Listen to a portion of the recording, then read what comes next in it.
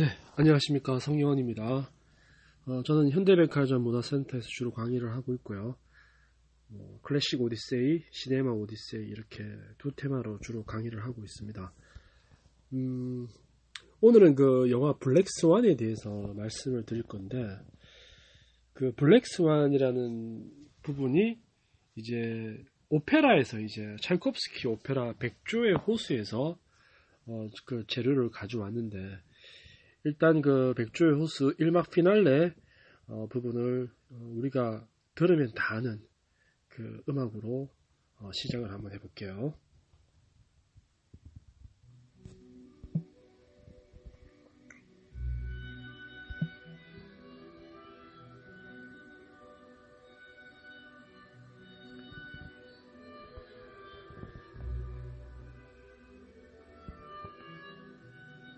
자, 차이콥스키 발레 그 백조의 호수는 그 3부작이죠. 백조의 호수가 있고, 잠자는 숲속의 미녀, 그리고 호두까기 인형, 이렇게 세 작품이 있습니다. 백조의 호수에서 하나의 포인트가 뭐냐면은 바로 흑조인 오딜이 아버지의 말만 듣는 순둥이라는 사실이죠. 마치 콩쥐 팥쥐에 있어서 팥쥐가 엄마 말만 듣는 바보 같은 순둥이인데, 사람들의 입장에서는 그 아이가 아주 나빠 보이죠. 자, 이러한 것들을 우리가 한번 생각해 본다면은, 과연 선배나 선생님이나 엄마 말만 듣는 것이 과연 덕인인가 선인가 도덕적으로 윤리적으로 어떤가, 이런 부분에 있어서도 우리는 고민해 봐야 될 것인데, 예를 들어서 백조의 호수에서 주인공 오데트가 있죠. 오데트가 주인공이고 오딜이 이제 흑조인데, 그 아버지가, 오딜 아버지가 로트바르트입니다. 로트바르트. 자, 그렇다면 오데트는 정말 착한 걸까요? 오데트는 어떻게 보면은 그 무리에서 일탈을 해서 마치 선녀와 나무꾼처럼 그 왕자를, 그죠? 예, 끼가 있는 거죠. 왕자에게 물론 서로 접근했다고 볼 수 있어요. 그렇게 해서 그 무도회에 이제 초대를 받고 그렇게 일탈한 백조죠. 그 백조는 엄마 부모가 없었을까요? 예, 그렇다면 굉장히 당차고, 예, 그 어떻게 보면은 당돌한 백조가 바로 오딜이 아니고 오데트가 되는 거죠. 그러한 인간만이 멋진 왕자를 바로 소유할 수 있다는 그러한 본질을 우리 선생님들은 이제 아셔야 됩니다. 예. 언제까지 그렇게 동화에서 들려주는 쇠뇌적인 그런 주입식 교육만 받을 수는 없지 않습니까? 바로 당돌하고 아주 끼가 있는 당찬 여성이 주인공 오데트라는 것이죠. 네. 자, 블랙스완을 이제 조금 얘기해 보면요. 블랙스완 안에는 굉장히 이제 여러 가지 그러한 철학적인, 미학적인 요소들이 많습니다. 자, 예를 들어서 블랙스완에서는 이런 것들이 있죠. 니체, 사르트르, 베르구송, 이런 것들이 있는데, 바로 블랙스완 영화는 그냥 많이들 보셨는데, 안 보신 분들은 꼭 보시고요. 정말 한 볼만한 영화예요.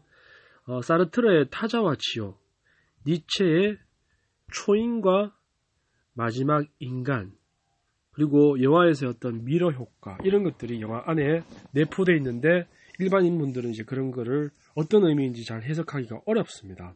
자, 사르트르는 그 타자가 지옥이라고 그랬죠. 우리 인간관계에서 그런 걸 많이 느끼지 않습니까? 이것은 한마디로 내가 있다는 것은 내 혼자만 있을 때는 내가 존재하지 않고 타자, 상대방이 있을 때 그 사회 속에서만 내가 역설적으로 존재할 수 있다는 것이죠. 자, 여기서 보시면은 그 사르트르에 따르면 나 자신이 유일하게 존재할 때에는 내가 곧 시선이고 관점이기 때문에 나는 절대적인 주체로서 존재한다. 그러나 각자 서로 절대적인 주체성을 가진 나와 타자 사이의 관계가 성립하는 경우는 나는 타자의 시선 혹은 주체적인 판단에 의해 존재론적 지위가 변화가 생기며 절대성을 잃고 객관화되고 정형화됨으로써 타자의 세계 안에 정해진 하나의 대상, 외부의 힘에 의해서 판단되고 결정되는 비주체적인 대상으로 전락한다. 이런 점에서 사르트르는 인간관계에 대한 경험을 수치와 다를 바가 없다고 했다. 그렇죠. 우리 연예인들 보시거나 유명한 사람 보면은 나는 그렇지 않은데 어떤 신문의 보도나 방송의 보도나 어떤 그 기자의 어떤 잘못된 정보에 의해서 모든 것이 이제 물론 맞는 정보도 있지만 잘못 판단돼서 그 사람이 아예 그냥 매장당하는 경우가 많죠. 예전에 그 주병진 씨도 그랬던 기억이 좀 있고요. 우리는 어떤 특히 한국 사회에 지금 간음증인데 뭐 하나 딱 걸리면 만원 사냥을 하지 않습니까? 그래서 뭔가 하나 딱 포착이 되는 순간 벌떼처럼 달려들게 돼 있어요. 그 공인이 잘 나가고 돈을 많이 벌면 벌수록 더 그렇게 돼 있습니다. 이 수치와 다를 바가 없다는 거죠. 사르트르는 이제 그렇게 얘기를 한 겁니다. 자, 이게 훔쳐보기, 간음증, 그죠?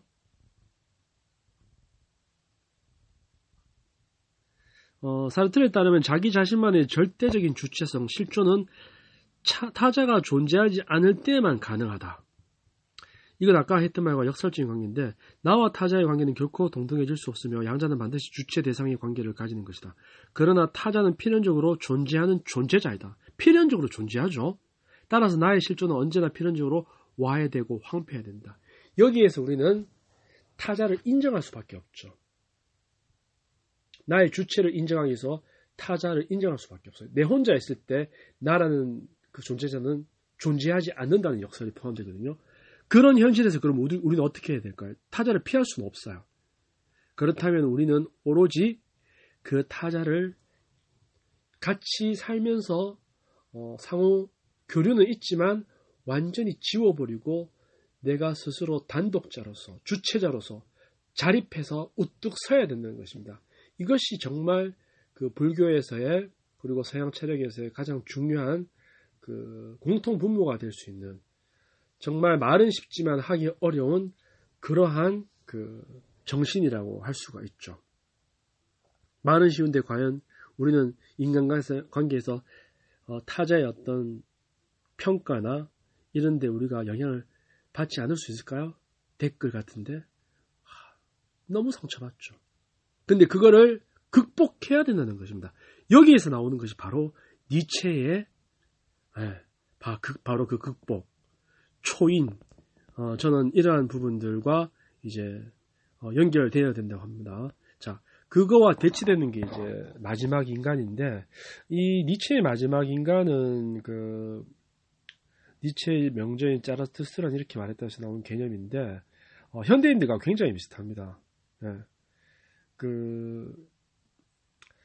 서구를 비롯해 현대 사회 문명에서 그들 스스로 형성한 종착지라고 하는 게 마지막 인간의 한 모습인데 마지막 인간의 삶은 곧 안위와 평화.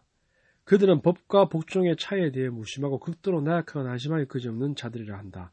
사회 갈등과 분출은 미미하고 모든 개인의 삶 등은 평등하고도 조화로운 비상을 추구한다. 그들은 도저히 참신함과 유동하는 사회나 생각은 엿볼 수가 없고 주체성과 창조는 억압된다. 니체는 마지막 인간의 사회가 건강한 개인과 최상의 삶을 곧 퇴폐적이고 저질스럽게 변질될 것을 염려했다. 마지막 인간은 오로지 극단적인 개인주의나 발전 없는 민족주의 혹은 감수할 태도가 없는 형세를 유지하거나 그저 소소히 수익을 얻으며 안락에 찬 여생을 보내기만을 바라는 부류의 사람들이라고 한다. 마지막 인간의 사회는 힘에 의존하는 반대이며 온 우주의 삶 속에 발생하는 능력과 발생하는 인간의 본성에 가려져 발휘할 수 없게 된다고 합니다. 자, 이건 뭘까요? 이 모습은 바로 지금 현대의 대한민국의 우리나라 사람들의 대중들의 모습과 아주 비슷하지 않습니까? 네. 우리는 모든 TV나 매스컴의 먹방에 완전히 잠식되어 있죠. 그리고 우리는 예술을 공부하고 탐구하는 걸 싫어하고 모든 곳에서 주는 걸 받아먹는 거로만, 오락으로만 영화를 즐기고 있죠. 뭐 드라마든 전부 팝콘 같은, 마치 후라이드 양념통닭 같은, 우리의 사고력과 판단력, 이런 비판력은 다 어디로 갔습니까? 그죠? 근데 거기에서 우리가 더 나아가서 이제 초인, 극복하는 인간, 그 의지, 네, 이런 것들이 우리는 기존의 성과 속을 뛰어넘는 창조적인 사람으로 위버맨시라고 니체는 말했죠. 그러한 것들을 얘기하는데, 이 블랙스완에서 거울을 보면서, 그리고 스스로의 자아와 페르소나와 갈등하는, 그리고 흑조인 오딜과의 경쟁 구도, 이게 지금 제가 말씀드렸던 모든 사르트르와 니체와의 관계에서 비롯이 되는 겁니다. 자, 그러니까 사르트르의 책을 읽으라고는 말씀을 드릴 수가 없고요. 실제로 좀 어렵고, 니체의 책들을 자라투스트라는 이렇게 말했다를 가장 나중에 읽어보시기 바랍니다. 잠언적 스타일이라서 해석의 여지가 굉장히 많고 신비로운 글들이죠. 그래서 니체의 책 중에서는 뭐 비극의 탄생이라든지 바그너의 경우, 이 사람을 보라, 그리고 너무나 인간적인 이런 아침놀, 이런 책들을 먼저 좀 추천을 드리고 싶습니다. 자, 그렇다면 다시 우리는 줄거리에 앞서서 그 그리스적인 요소들을 보면은 이 페르소나, 그죠? 이 페르소나라는 말은 그 그리스 어원의 가면을 나타내는 말로서 외적 인격 또는 가면을 쓴 인격입니다. 그렇죠. 우리 착한 학생 컴플렉스, 착한 사람 컴플렉스, 이런 게 있죠. 극 중에서 이제 영화에서 나탈리 포트만이 백조의 호수지 주인공 오데트와 오딜의 1인 2역을 원래 발레 오페라에서 하고 있죠. 근데 이 여성은 착하고 모범생이에요. 엘리트, 김연아 같은 그런 스타일이죠. 근데 이런 스타일의 어떤 사람에게 있어서 자기 자신은 자아는 없었던 경우가 꽤 있죠. 그래서 굉장히 내부적으로 스트레스가 많습니다. 그래서 오딜 역할을 할 수가 없었던 거야. 그 극 중에서는 악하게 나오죠, 오딜이.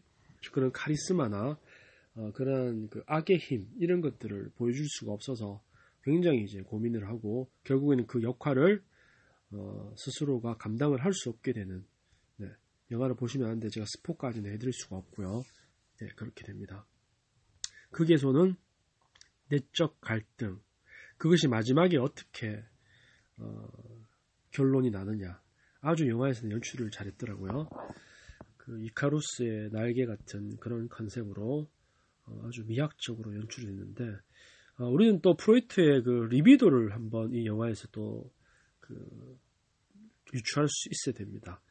리비도라는 것은 성본능, 성충동을 얘기하는데, 우리 선생님들의 어떤 모든 사고체계나 행동, 발달, 이런 게 DNA적인 것도 있지만 어릴 때 어떤 성적인 원초적인 본능에 의해서 형성되었다는 것이 프로이트의 이 개념이죠.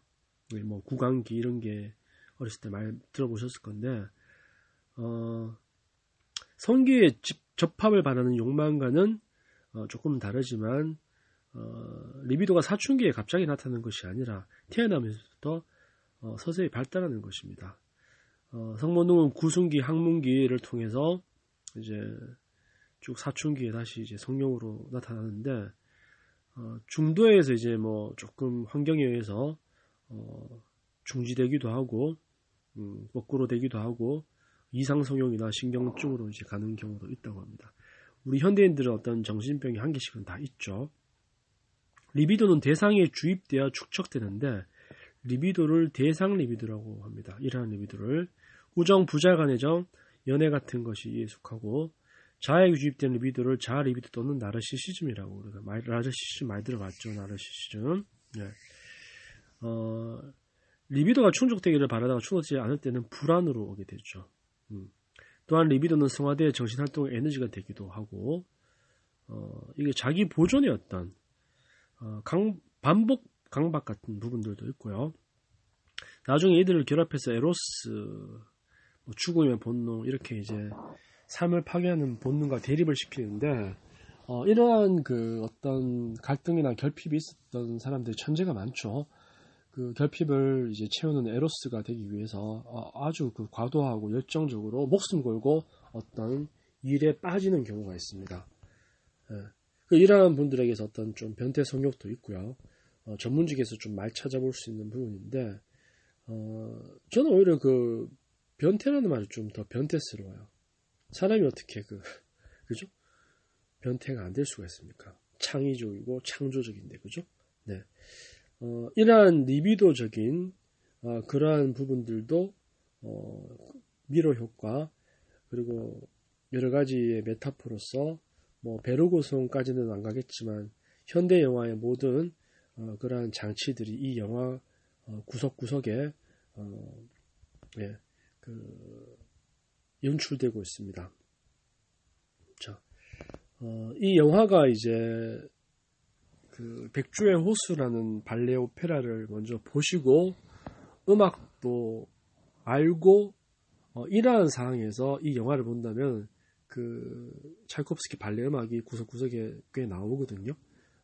그런 것도 아름답게 이제 감상할 수가 있습니다. 자, 밀란 쿤테라의 이제 참을 수 없는 존재에 가면 프라하의 봄 그 영화를 보시면은 뭐 거기서도 미러 효과가 있었고, 전반적으로 영화를 본다는 것은 일단은 그 이전에 오페라나 뮤지컬, 문화 이런 부분에서 이렇게 가지가 나왔기 때문에 그러한 작품들을 조금 더 먼저 보고 영화를 감상하시면 영화가 이 영화도 꽤 깊은 내용을 담고 있구나.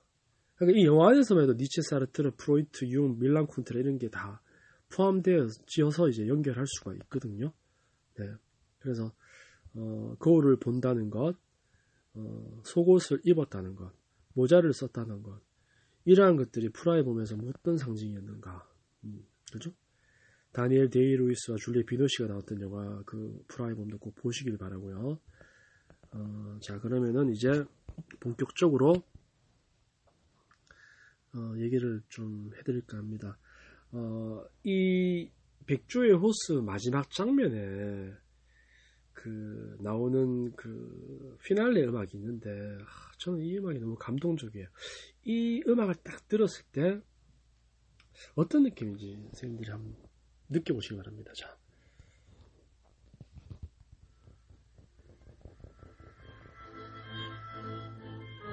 그 음악이 아주 이제 빠르고 경쾌하게 되죠. 아까 들었던 1막 피날레 음악이. 이건 어떤 상황일까요? 무대 위에서는 바로 왕자와 이제 마법사 로트바르트가 이제 서로 공주를 사이에 두고 다투는 그런 지금 상황입니다. 급박한 상황이죠. 음악이 빠르고 긴박하죠. 자, 로트바르트. 자, 서로 결투를 하고 있습니다. 공주가 왕자에게 가느냐, 마법사 악마의 로트바르트에게 가느냐. 제가 말을 안 해도 음악으로 느낄 수 있겠죠.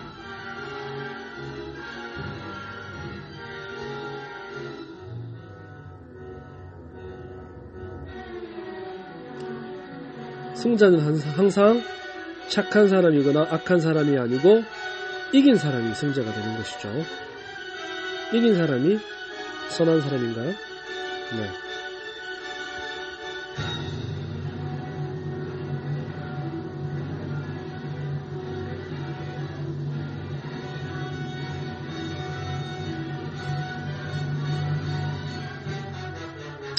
네, 아직 결정이 안 나오고 이제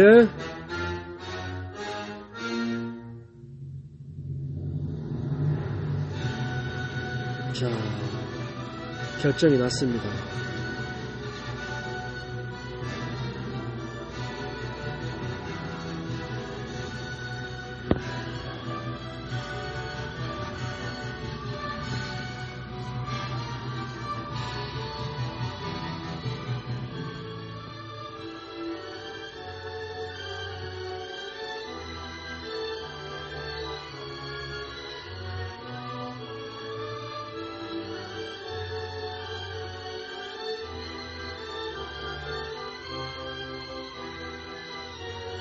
음악 계속해서 한번 들어보십시오.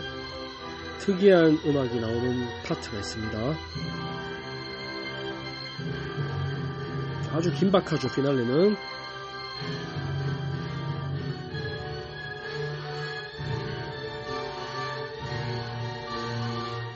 로트바르트가 지금 고뇌에 빠져 있습니다.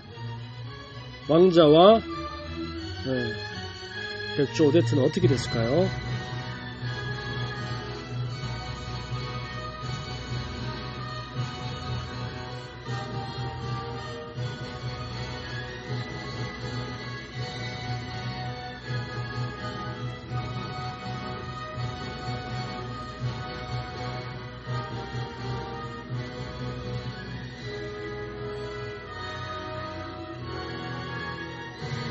자, 지금 끝나는 게 아닙니다. 이제 가장 중요한 음악이 나옵니다.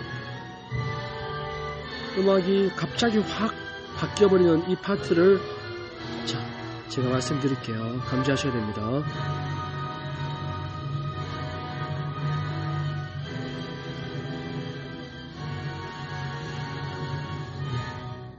자, 여기서부터입니다. 자, 이 음악이 무슨 느낌이죠?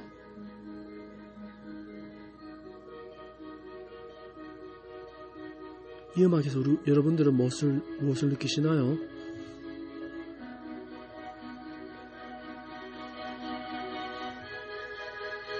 너무 아름답네요. 영상으로 보니까, 음악으로 들으니까.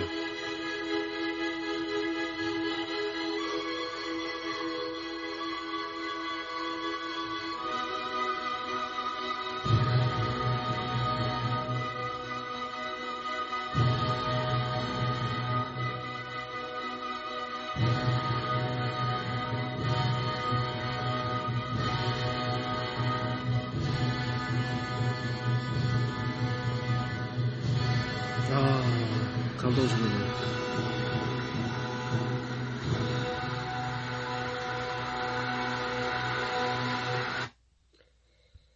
네, 제가 지금 본 것은 아메리칸 시어터 발레를 봤는데요.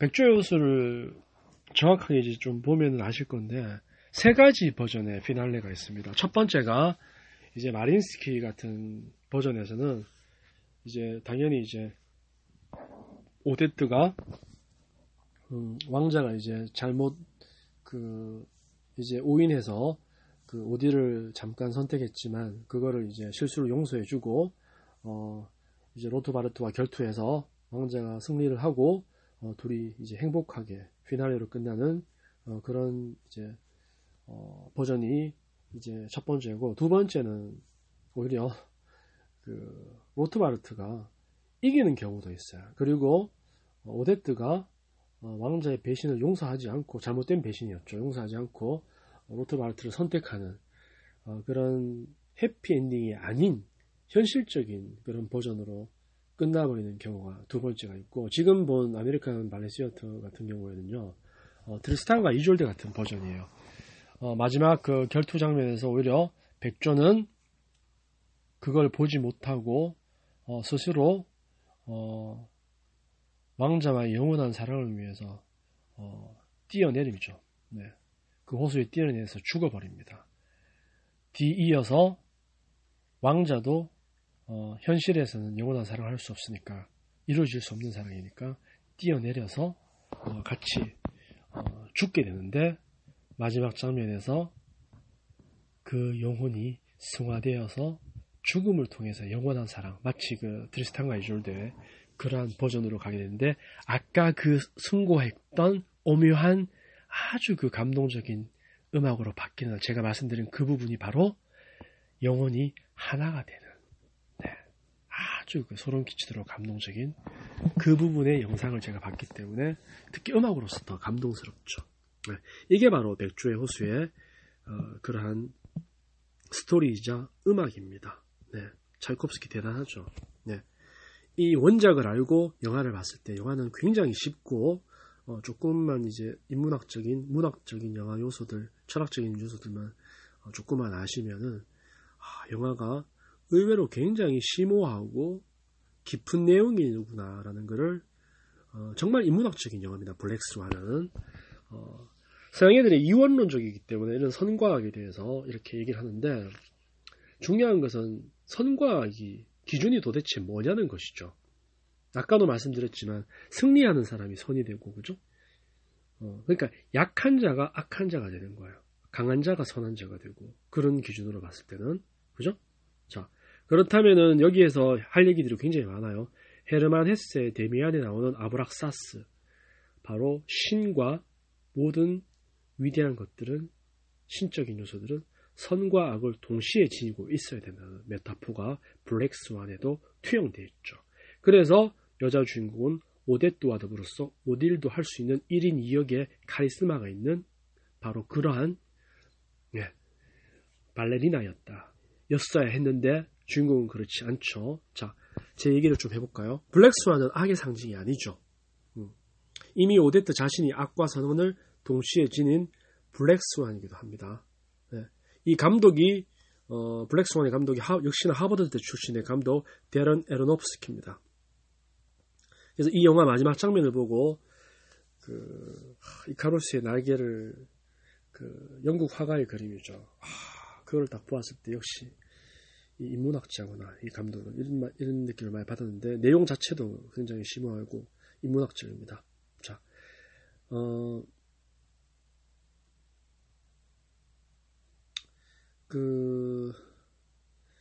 이 블랙스완의 1주제는 음악적으로 제가 말씀드리면은 아브락사스, 선과 악을 동시에 지닌 그런 데미안의 그런 상징이었죠. 그리고 2주제는 이카루스의 날개.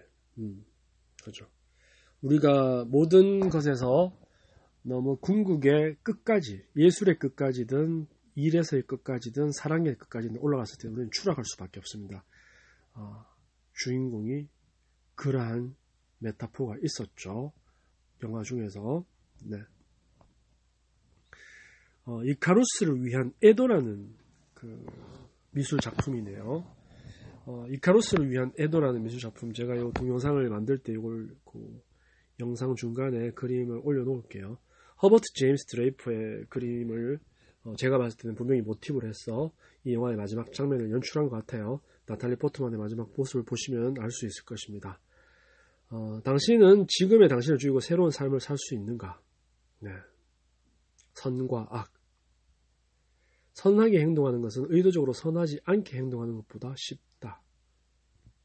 우리 직장에서 악역을 하는 그 상사들을 보면은, 우리 악역을 한다는 것이 우리가 착하게 그냥 하는 것보다 훨씬 어렵다는 것을 아시게 될 거예요. 군대에서도 그런 적이 있고, 실제로 조직에서 어떤 악한 역할을 하는 사람들을 싸가지 없는 경우도 있는데 유심히 보셔야 돼요.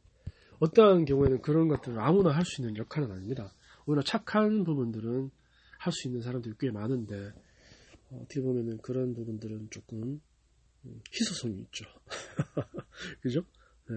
그래서 어떤 여자들은 카리스마 있는, 우리가 흔히 얘기하는 나쁜 남자에 매료되는 이유가 그러한 거죠. 저도 좋아하는 이상형이 저만 좋아하는 나쁜 여자. 네. 착한 여자 좀 매력 없잖아요. 나만 좋아하는 나쁜 여자가 아주 섹시하게 보이는데,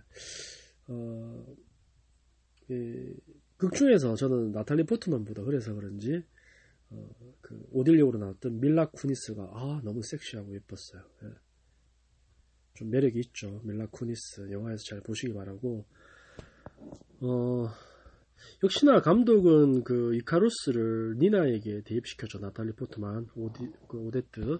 자, 많은 영화의 장면들이 제가 지금 이렇게 쭉 사진들을 보고 있는데, 영화가 굉장히 잘 만들었고요. 극 중에 단장이 니나를 주인공 오데트와 오딜리오를 동시에 발탁하려 하지 않자 그녀는 가만히 있었는데, 요것만 스포를 좀 할까요? 왜냐하면 이 여성에게 어떤 악역인 오딜의 모습을 볼 수가 없었기 때문이죠. 그래서 단장이 니나를 찾아가서 자기가 오딜리오까지 해달라고, 원래 오페라에서 둘 다 하거든요. 그래서 하나의 역할만 하는 것은 완전히 수치죠. 근데 제가 이 영화를 딱 보면서 저는 내가 주인공이라면 이때 어떻게 행동을 할까? 영화나 책을 볼 때 항상 그런 생각을 하는데, 저는 이 단장이 나를 어딜로 발탁하지 않았다면, 내가 니나였다면 이 단장을, 좀 이거 위험한 발상이긴 하지만 제가 그 정도로 그 역을 하고 싶었다면 확 끌어안아서 키스해버리는, 이미 파토난 거지 않습니까? 이미 역할이 절름발인데 도 아니면 뭐죠? 그렇게 했을 때 이 단장이 그래도 그러한 모습과 의지와, 그리고 이미 리비도적으로 저한테 제압당했겠죠. 그래서 발탁될 확률이 높은데, 이 극 중에서는 단장이 니나에게 키스해버려요. 어떻게 보면 이게 해석의 여지가 있는데, 이게 네가 어떻게 나오는지를 보려고 너의 숨은 그 악마적인 본성을 깨우기 위한 의도적인 부분이 될 수도 있어요. 영화를 보신 분들은 제 의미에 공감 안 할 수도 있지만 제가 봤을 때는 그런 부분이 분명히 있습니다. 이 남자가 뭐 미투하는 그런 단장의 느낌은 아니었고요. 자, 그랬을 때 나탈리 포트만 니나가 어떻게 했나요? 입술을 깨물어 버려죠. 그 단장에. 그걸 보고 너는 어디를 해도 되겠구나. 그렇게 된 거예요. 네. 물론 중간중간에 여러 가지 우여곡절이 있지만 바로 입술을 깨물어 버리는 그런 악마적인 본성을 보고 오히려 누군가를 제압한다는 것은 굉장히 섹시한 거죠. 네. 더 길게는 얘기 안 하겠습니다. 자, 아주 재밌는 부분들이 많죠. 그리고 동성애적인 부분도 밀라 쿠니스와 나탈리 포트만 5딜과 5대때의 그런 장면들 아주 굉장히 선정적이지만 의미 있는 아주 황홀한 그러한 연출 방식이었습니다. 헤르만 헤세의 대면 중에서 이런 얘기가 있죠. 새는 알에서 나오려고 보동거린다. 그 알은 새의 세계이다. 알에서 빠져나오려면 하나의 세계를 파괴하지 않으면 안 된다. 새는 신의 곁으로 날아간다. 그 신의 이름은 아브락사스라 한다. 헤르만 헤세 대면 중에서 발췌한 내용입니다.